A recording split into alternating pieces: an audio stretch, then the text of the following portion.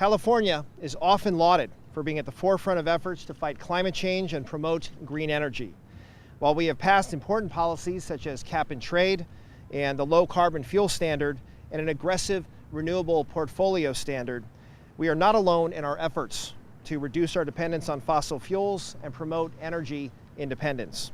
The military services in California are dedicated to being leaders in energy efficiency and renewable generation as well. Driven by federal policy, energy use at California installations has been reduced by over 20% since 1990, and they continue to find more ways to save. Additionally, the U.S. Navy has a goal of 50% renewable generation by 2020. In a state widely regarded as a leader in efforts to promote clean, renewable energy and combat climate change, it is a sad irony that California laws are actually impeding efforts by the military to reach their energy independence goals. Under the Net Energy Metering Program, or NEM program, existing law limits energy generation on site to no more than 1 megawatt of renewable energy on a single, quote, premises. Unfortunately, this law has been interpreted to consider an entire military base, comparable in size and electricity demand to a small city, a single premises. This situation is unfair and doesn't make sense. This means that an entire military base composed of housing, post exchanges, warehouses, office buildings, hangars, large parking lots, etc., has the same megawatt limit as a single big box store. This has unfairly hindered the development of renewable energy on California's military bases and has prevented the military from meeting its clean energy and national security goals. Current law discourages the installation of solar energy on military housing and prevents these communities from benefiting from clean energy generation. This is in contrast to such states as Hawaii, Arizona, Colorado, and Texas, where military installations do not face similar restrictions. In these states, the military has partnered with private sector companies such as Solar City to blanket their rooftops with solar panels.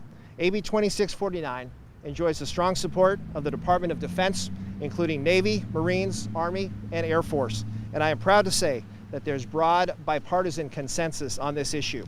This bill will set up a new system in state law that will remove impediments to distributed energy development on military installations. This will increase the amount of renewable energy on military bases and at military family housing. This bill will add a new section in California law specifically designed to fast-track the development of distributed generation at military facilities. First, it will provide for that expedited interconnection of new generation on bases.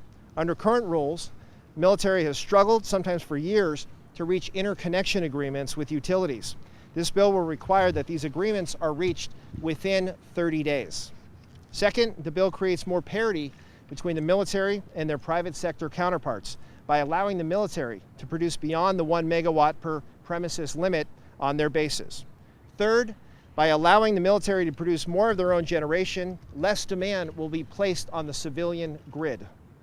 In a time when we are struggling to replace the electricity generation from the now shuttered San Onofre nuclear power plant in Southern California, this could provide needed relief and reduce the need to build more power plants in the region in the future. And fourth, this bill will create jobs in and around military communities.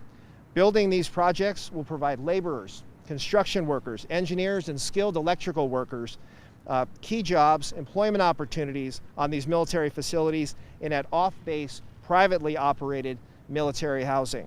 Finally, these projects reduce our dependence on fossil fuels, reduce greenhouse gas emissions, and improve air quality.